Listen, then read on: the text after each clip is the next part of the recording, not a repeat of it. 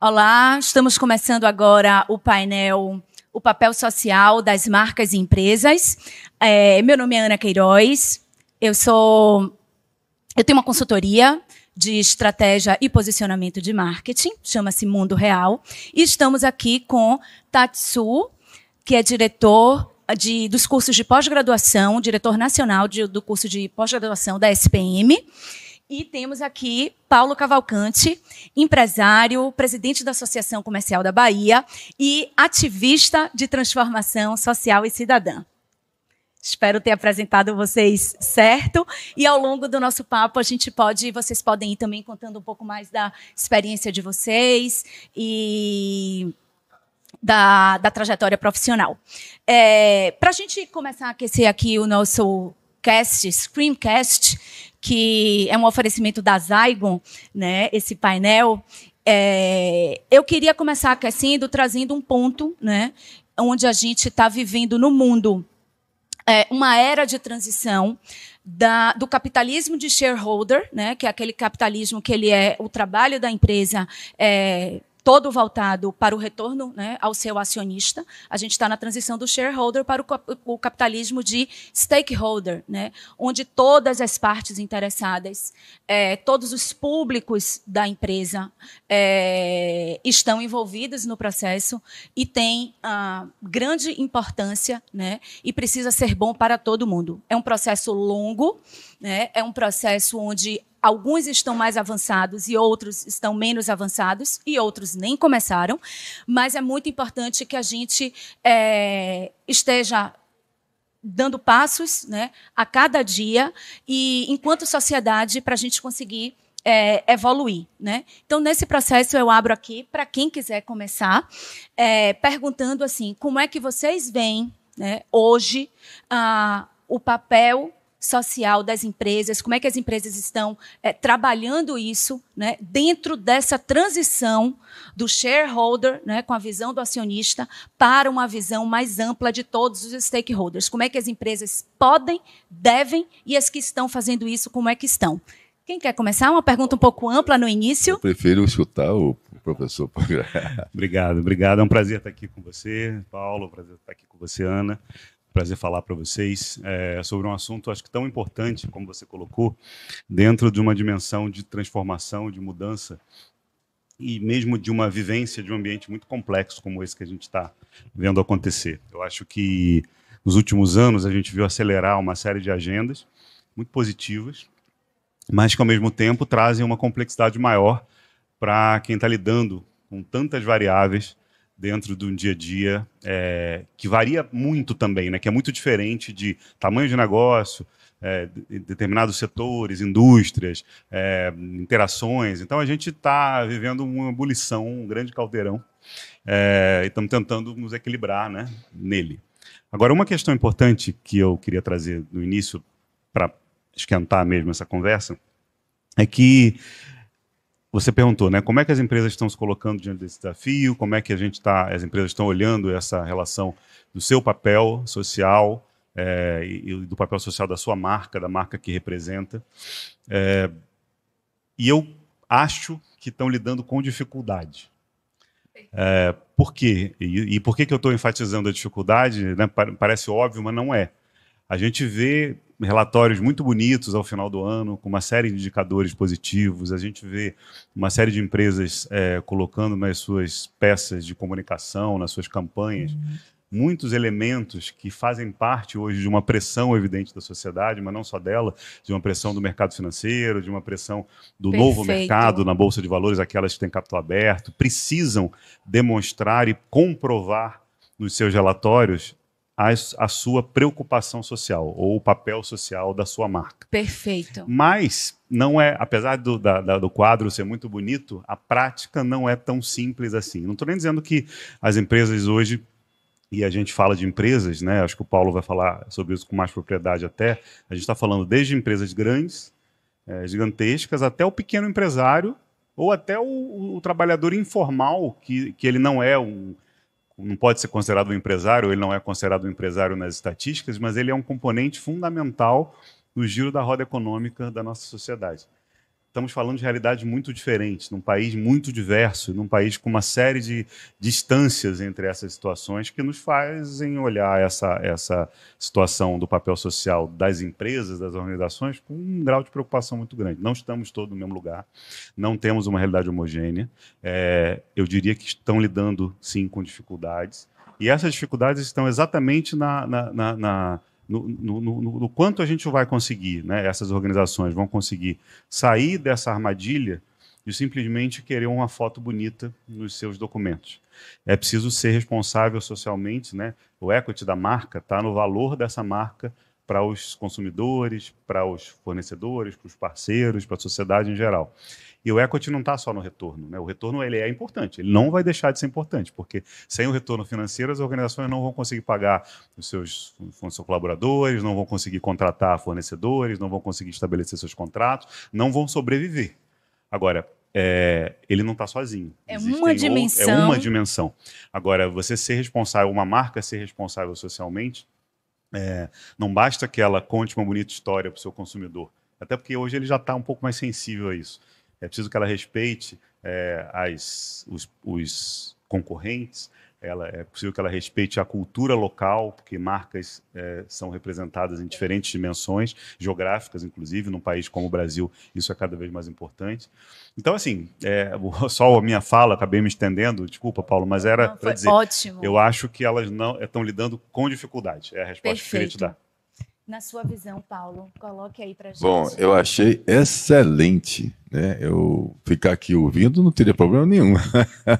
Pois é. Já estaria satisfeito que eu estava ouvindo aqui, já que o painel é esse aí, você está perfeito, a sua posição é verdade, isso.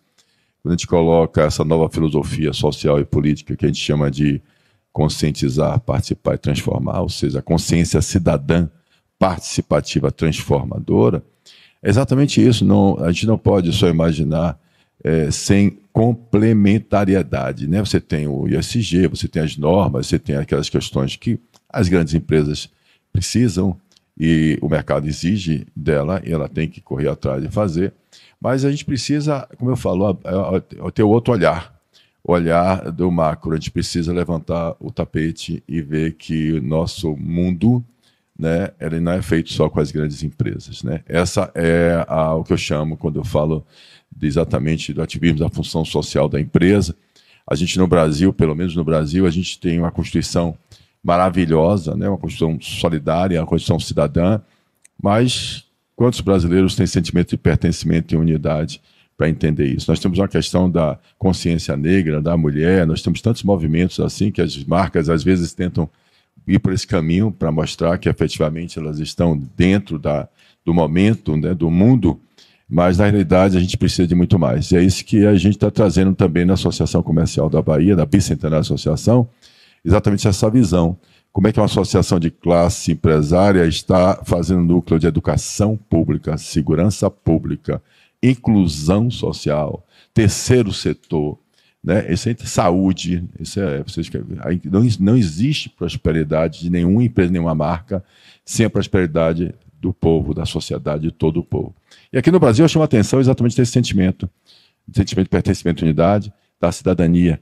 Aí se a gente consegue criar mais empresas, mais pessoas com essa inteligência cidadã, ou seja, amadurecimento da cidadania, a gente vai poder efetivamente identificar as marcas que realmente trabalham para o bem da nossa comunidade, do bem do nosso país, do bem do nosso mundo.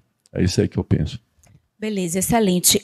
Paulo, aproveitando esse gancho do que você está falando, como é que você vê... excelente que esse sentimento de pertencimento, de fato, tem que ser estimulado e tem que vir de dentro para fora, né, de cada cidadão. Mas como é que você vê o estágio de maturidade dos CEOs, né, já que você preside uma associação comercial e lida com muitos CEOs, inclusive nos seus parceiros de negócios, porque você, né, é um empresário com negócios em muitos segmentos. Qual é a sua visão do grau de maturidade dos CEOs para com esse tema? né? Porque as empresas podem contribuir muito para que no estímulo das pessoas terem esse sentimento de pertencimento, né? Pode ser um gancho de inspiração, pode ser um gancho de treinamento. Como é que você vê a maturidade dos CEOs para com o tema? Bom, a pergunta ela é excelente, porque é exatamente isso, como eu insisto, né? Quando a gente fala de CEO, a gente está falando de uma empresa que pode contratar, né, um profissional de mercado, e normalmente essa empresa deve estar com ação na bolsa, né, um SA e tal, ou empresa familiar também, quando não existe o talento, quando não se encontra o talento empreendedor dentro da família. Também é muito comum isso também. Mas o talento é importante, né? Eu digo a vocês o seguinte, uma coisa que a gente não precisa, a gente tem que parar de demonizar. Uma é a criminalização e a demonização do empresário, o talento empreendedor. A outra é do lucro. É como você falou no início, não existe desenvolvimento, produção, não existe o que você dividir sem riqueza. A produção de riqueza ela tem que ser aplaudida e vista exatamente com uma competência, com uma eficiência. É a riqueza que você vai dividir. Então, o que eu vejo exatamente é isso. Sim, é um desafio enorme. Existe, sim, uma imaturidade, uma infantilidade da nossa inteligência cidadã, sim. E a gente tem um desafio grande, mas a gente precisa começar por algum lugar. E é isso que a gente está buscando aqui. Perfeito.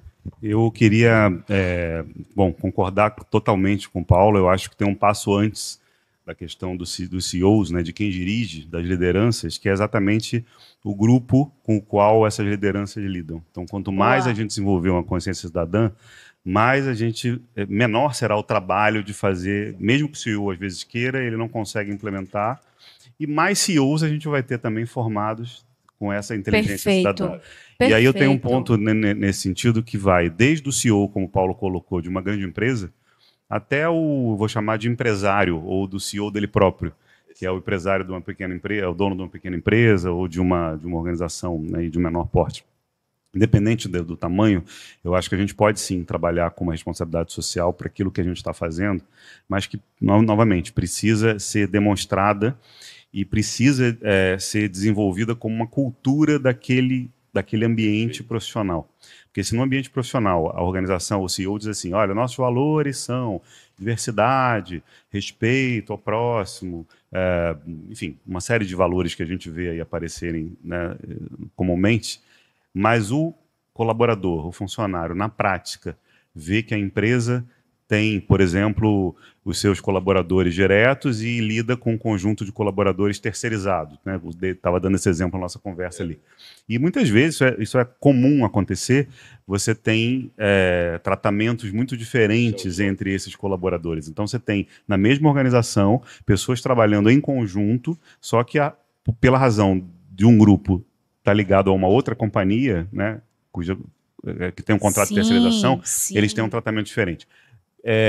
Isso é uma questão que parece óbvia, mas não é na prática, porque tanto os colaboradores diretos quanto aqueles que vêm das empresas terceirizadas, para o cliente, para a sociedade, para os fornecedores e parceiros, eles são representantes da marca. Sim, no final então, o valor da marca é construído não só pelo... não. Esse aqui ele é CLT da empresa, esse aqui é da outra empresa. Não é isso. Temos casos, infelizmente, né, recentes, de organizações de marcas importantes, multinacionais, que sofreram muito prejuízo financeiro, inclusive, perda de clientes, perda de contratos, por conta de uma negligência dessa questão. Temos uma grande marca que teve o seu segurança envolvido num processo de violência contra uma pessoa, contra um animal, e a primeira reação da empresa foi, não, mas esse é terceirizado. Isso não pode ser dito, porque é a marca que ele está representando ali. Então, nessa hora, eu acho que é muito importante que a gente rompa com uma lógica que é perversa, que é a lógica do que, isso aqui é o que eu apresento como valor da minha empresa. Mas, na prática, não é bem assim. Isso a gente vê em outras dimensões, não é só na verdade, empresa. é um desalinhamento, né, do propósito da empresa, da essência da empresa, né, Sim. propriamente dita. E quando quando não está dentro da essência, quando não está no DNA, quando não está de fato na proposta de valor e no propósito dela, né, na missão da empresa, dá um descompasso. Isso é falso, né? Porque o Paulo colocou uma coisa que é verdade, né? A gente tem aí diferentes, né, níveis de empresários, mas vou falar de um negócio pequeno.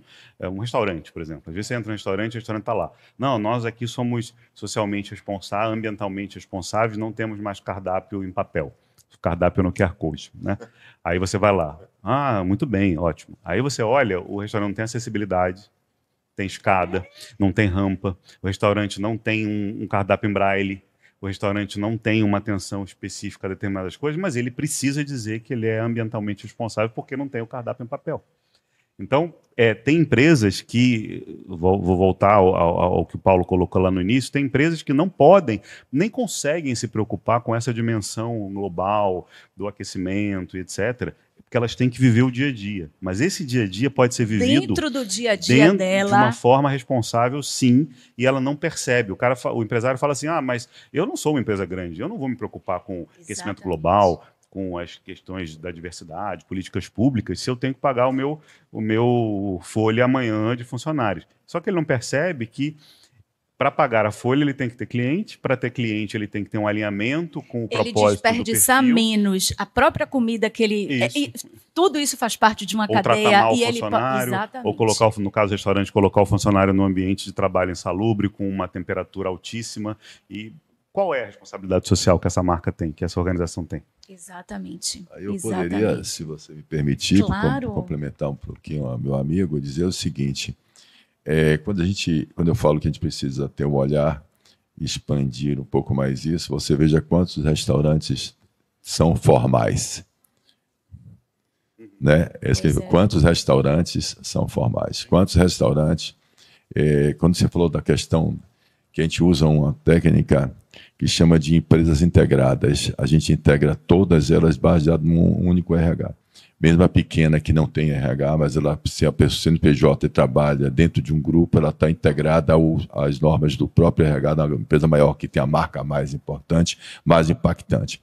Mas eu quero trazer uns dados só para te provocar isso, baseado no que você falou. O mercado informal do Brasil é 1,7 trilhões de reais. É o mercado que eles chamam, que o Sebrae, a Fundação Getúlio Vargas, chama de mercado subterrâneo. 1,7 trilhões de reais, eu fiz uma contazinha, se a gente pegasse 28% desse mercado e trouxesse para a formalidade, desse essa ideia que nós precisamos ter da inteligência cidadã, da consciência cidadã, do sentimento de pertencimento, unidade, de uma nação, e aí parceirimos a cuidar dessas empresas integradas como sendo ela, acolhendo os informais, apoiando essas pessoas, nós teríamos, só em 28%, nós teríamos um produto interno bruto maior do que o país da Suécia, né? Aumentaria nosso PIB em 5,9%.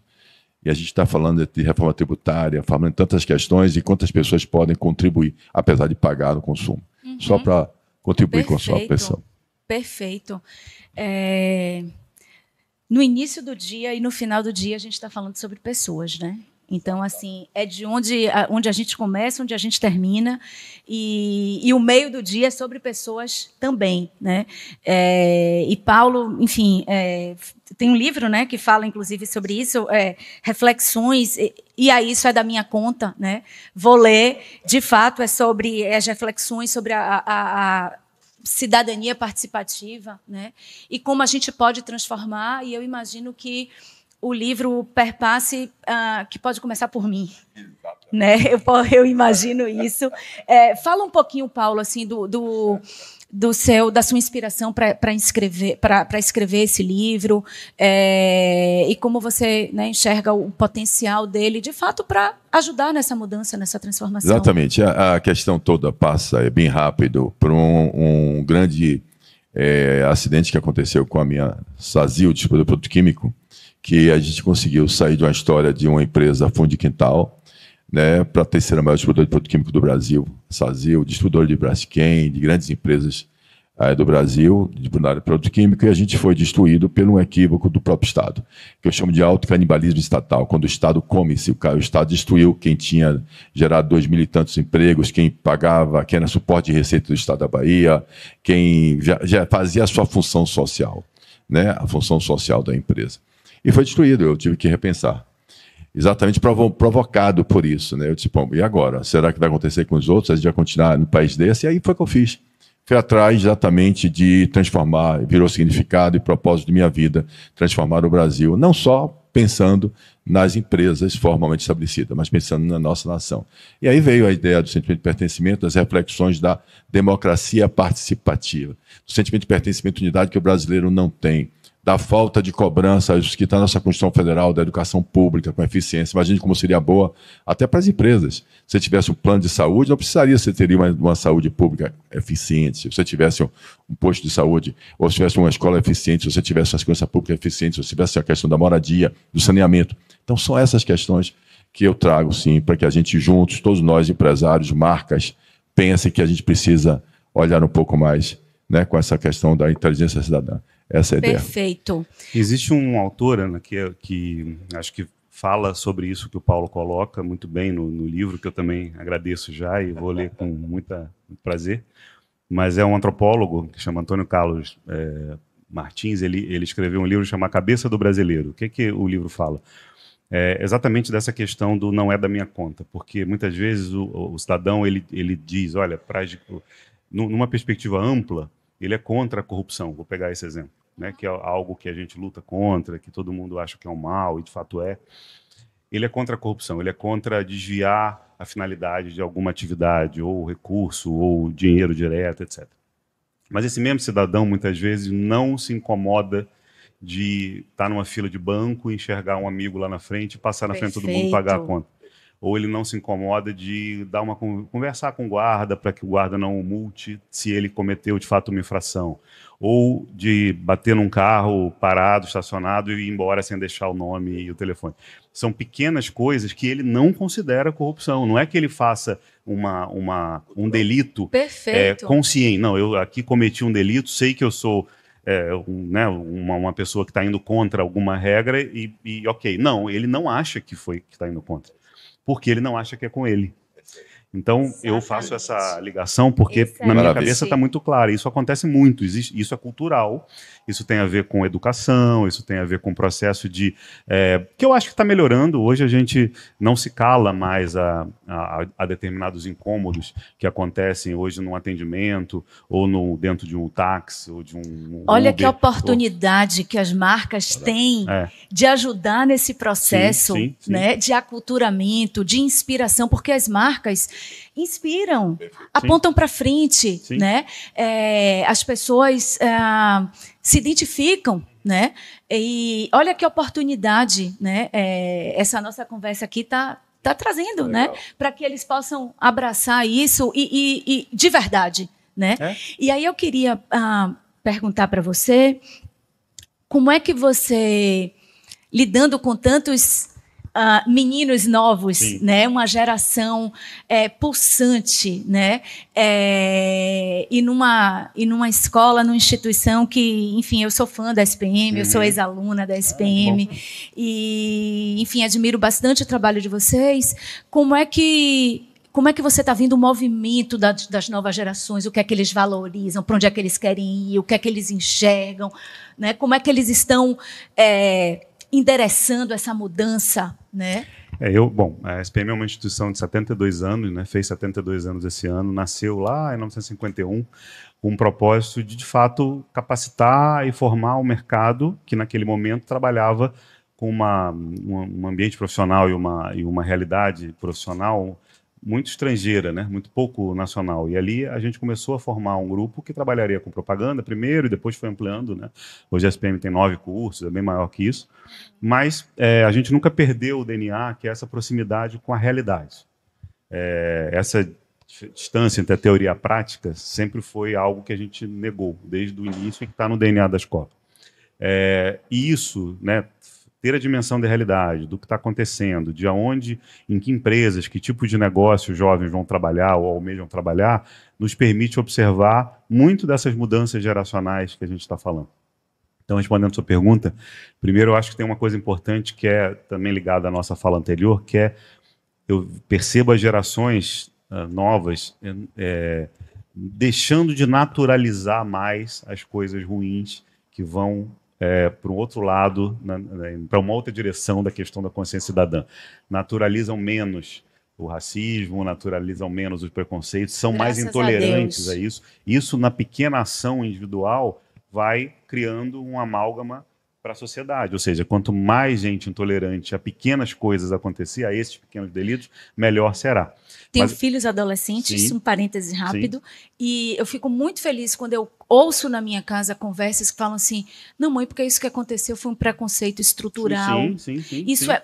Eu fico muito feliz de dizer, gente, estão indo por um caminho muito certo. Né? O que a gente vê lá na SPM, então, assim, antigamente, há uns 10 anos atrás, a gente via a maioria dos nossos estudantes terminando a faculdade, independendo do curso, e com uma meta de trabalhar numa grande empresa, multinacional ou nacional, mas queria trabalhar numa grande empresa, queria ir para um processo trainee, queria ir para o... E tudo bem, continua existindo esse perfil. Porém, hoje, não é mais a maioria.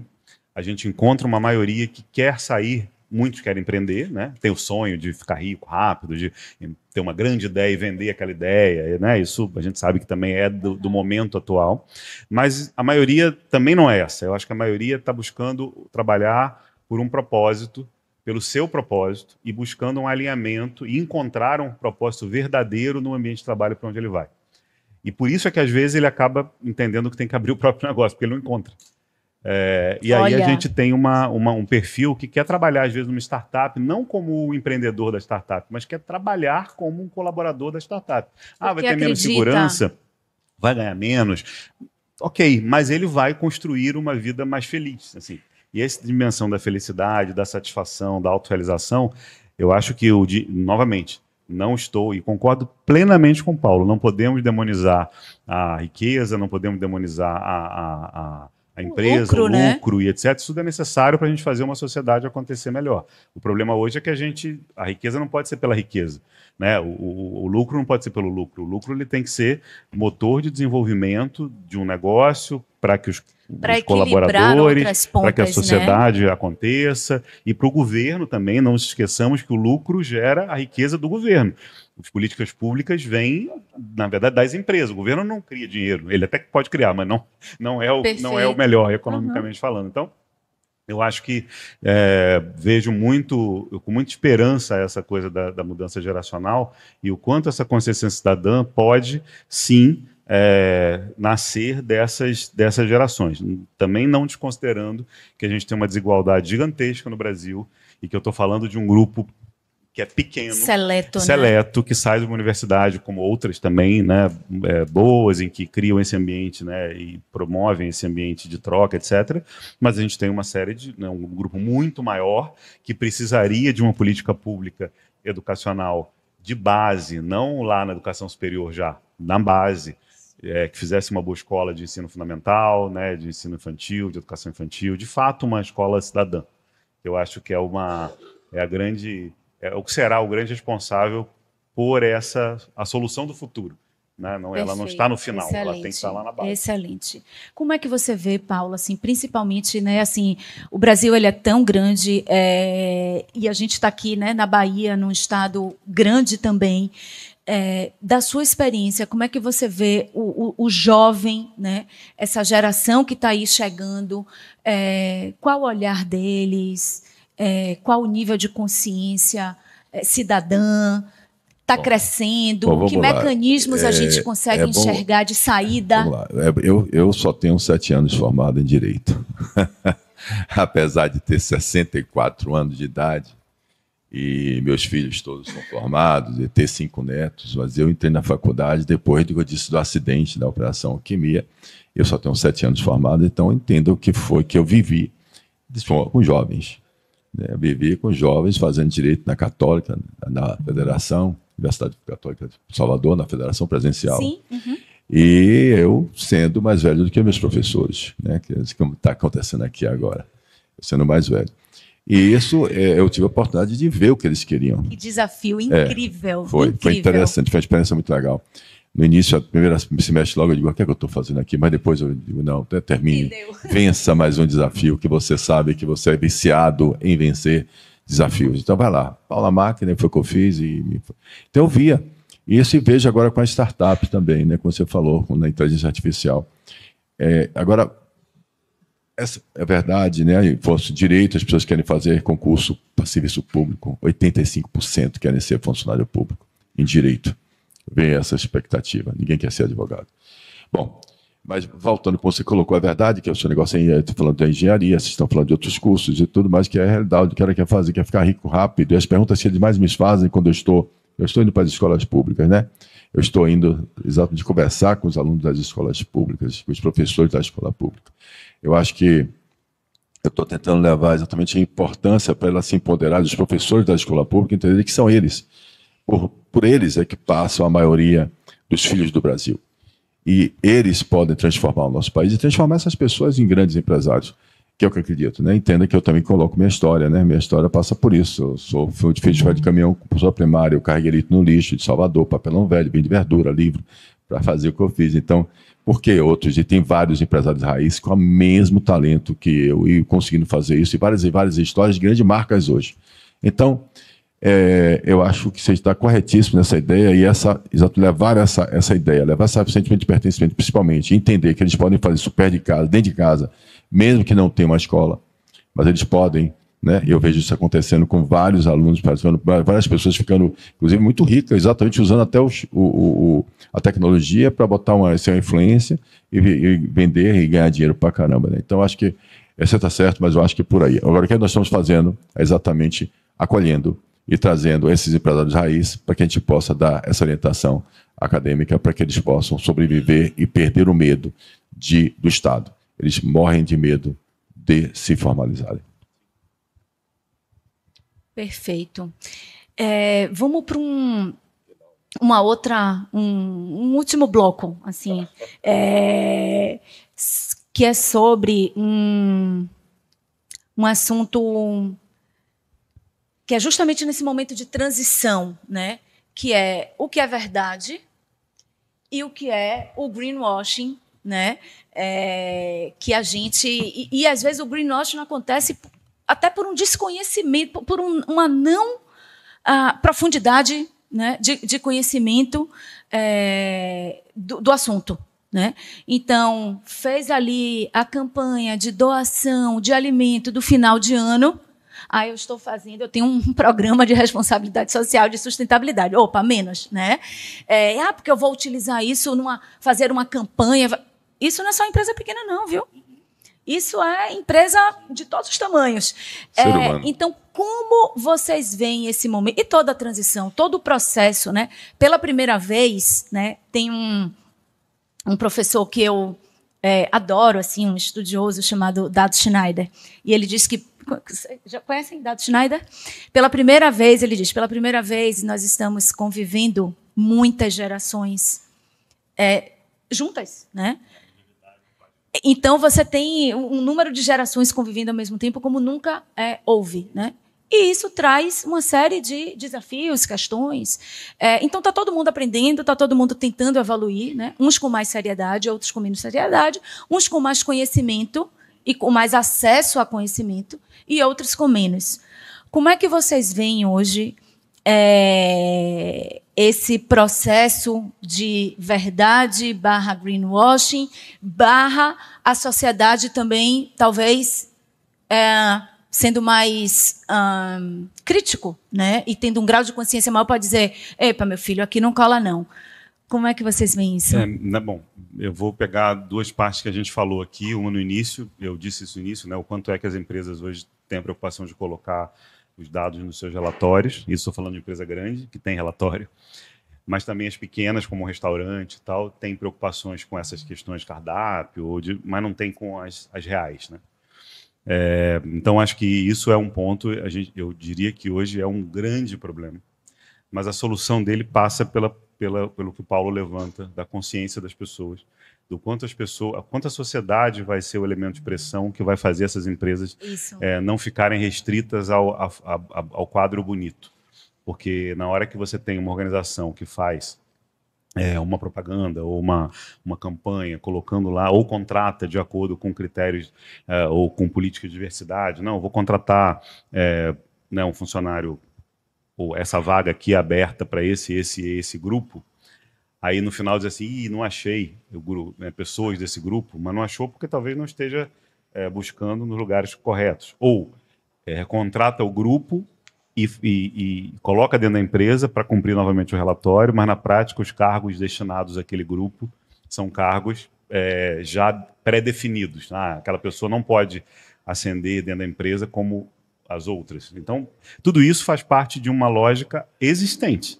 A gente sabe que isso acontece, a gente sabe, por exemplo, existe uma legislação que regula a contratação de pessoas com necessidades especiais, os PCDs nas empresas, e muitas vezes muitas empresas colocam esses PCDs em cargos pré-definidos, porque precisa cumprir a tabela, precisa cumprir o percentual que a legislação traz. Então, vamos criar um cargo que só o PCD possa assumir.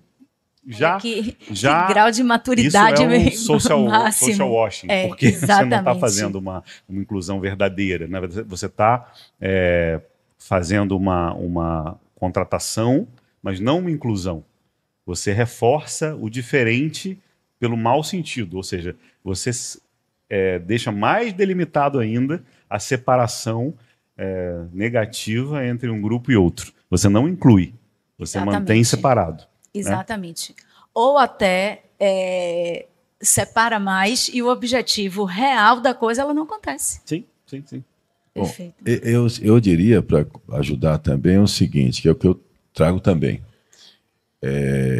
Eu trago essa preocupação, como você falou, que a gente pensa que todo mundo que a gente fala é acadêmico. E isso acontece também com o Ministério Público, com a questão do Ministério do Trabalho, com as leis, e os nossos deputados também criam para a gente para querer se elegerem, na realidade, mas não faz uma avaliação maior, mais crítica, não analisa a realidade.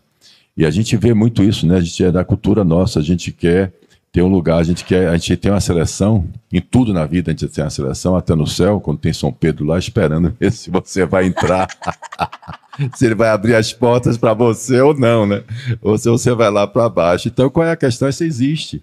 Quando eu insisto nessa questão que você colocou muito bem, eu senti vontade até de bater palma aqui umas 2 vezes para você, já aqui para vocês. Adorei, né? Estou adorando mesmo aprender aqui e ouvindo com vocês, bacana, muito legal. Mas é isso, ó, a questão da gente compreender, né? Não existe solidariedade maior. A gente falava até nisso, né? Em 88 a gente tinha uma meta de 10 anos de acabar com erradicar o analfabetismo. E até 1998 a gente ia acabar com ele. Isso ajudaria muito o nosso país, a gente pensa isso, né? Que a gente pensa na educação, a educação vai contribuir, a solução no Brasil é a educação, a gente ouve isso. Mas eu descobri que a solução no Brasil está antes da educação, você tem que ter a consciência que eu falo para que os pais, as pessoas, o ser humano entendam que vão educar e o que vão aprender nas suas escolas. Principalmente o que é os seus direitos, deveres, obrigações, que você acabou de colocar quando falou do cara que bate o carro em cima e tal. E também da participação dele, de como é que ele vai transformar esse país, e aprender realmente para ele ser, né, para ele ficar com autoestima cidadã, pilar de autoestima cidadã, para ele poder fazer alguma coisa. Isso é sério no nosso país, é cultural, sim. A gente quer parece até, eu sei que não é assim, mas que a pobreza, a miséria, a gente precisa doar para ter um sentimento de vida, parece que a gente quer dar, eu doei, fiz alguma coisa, aliviou minha cabeça, né? Não é só no bater no carro, não, mas é assim, pô, deixa eu ver se eu faço um Natal. Mas não existe solidariedade maior do que efetivamente a gente lutar pelos direitos que já lutaram antes da gente, para chegar até 88, na nossa Constituinte, nossa Constituição, e dizer, todos nós somos iguais. Educação, saúde pública, educação pública, imagine, eficiente. Imagine quantas pessoas, quantos alunos teriam mais e mais vantagem de fazer escolhas ou descobrir por si só e provocar suas riquezas. Então, se a gente fala em um país, em uma nação solidária, uma Constituição solidária, a solidariedade mais impactante vai ser quando todos nós brasileiros começarmos a cobrar efetivamente uma educação com eficiência, né? Que a gente consiga colocar o pessoal ao tempo integral, que a gente dê efetivamente perceba os talentos e a gente entenda que todo mundo vai ter oportunidade quando a escola pública for tão eficiente que a gente acredite nela e que a gente matricule os filhos nossos junto com os filhos das bases básicas que cuidam dos filhos nossos netos. É o que eu acredito. Excelente, excelente. Inclusive, um podcast futuro, tem um tema aqui que saiu aqui agora, né, sobre inclusão, que é é um podcast em si, né? É um tema fantástico, que a gente precisa evoluir demais, né? Eu tive a oportunidade de trabalhar numa empresa, num segmento que era bastante avançado em práticas, né? E era lindo de ver como a gente conseguia avançar e crescer mesmo, e mudar e transformar ali, inclusive a cultura das pessoas que trabalhavam dentro da empresa, né? É bem bonito quando a gente vê isso acontecendo. Então, a gente está nos nossos minutinhos finais, né? Eu queria agradecer imensamente, né? Uma honra para mim estar aqui com o Tatsu e com o Paulo. E aí, passo a palavra para vocês, para esses minutinhos finais, para a gente finalizar o nosso podcast sobre o papel social das empresas e das marcas. Bom, eu que agradeço, né? Realmente um prazer estar aqui com você, Ana, Paulo. Muito aprendizado, eu acho que são oportunidades que a gente tem de troca. A gente fala isso nos nossos, né? Tem tentado falar sobre isso constantemente. Quanto mais pessoas falarem sobre isso, maior é a chance da gente ter um avanço na sociedade real, né? Porque é o que você falou, vamos fazer um podcast sobre inclusão. Vamos fazer um podcast sobre inclusão real, porque a inclusão já está aí, né? Já está aí nos statements das empresas, já está aí nos valores colocados no quadro bonito, nos relatórios, etc., nas propagandas, mas talvez não esteja na realidade. Então, a inclusão mesmo precisa ser discutida. Excelente. Mas foi ótimo estar aqui com vocês. Muito obrigado pelo convite. Eu também só tenho a agradecer, como eu falei, vontade de bater palma e não quero perder os contatos de vocês. Eu acho que aqui nós começamos uma rede, né, de ações que vão ser fantásticas, né? Agradecer a frente da oportunidade que sempre a gente tem. Obrigado, estou aqui com vocês. E vamos nessa, vamos fazer consciência cidadã participativa transformadora e pau na máquina. Vamos lá. Vamos embora transformar, gente. Até a próxima. Tchau, obrigado.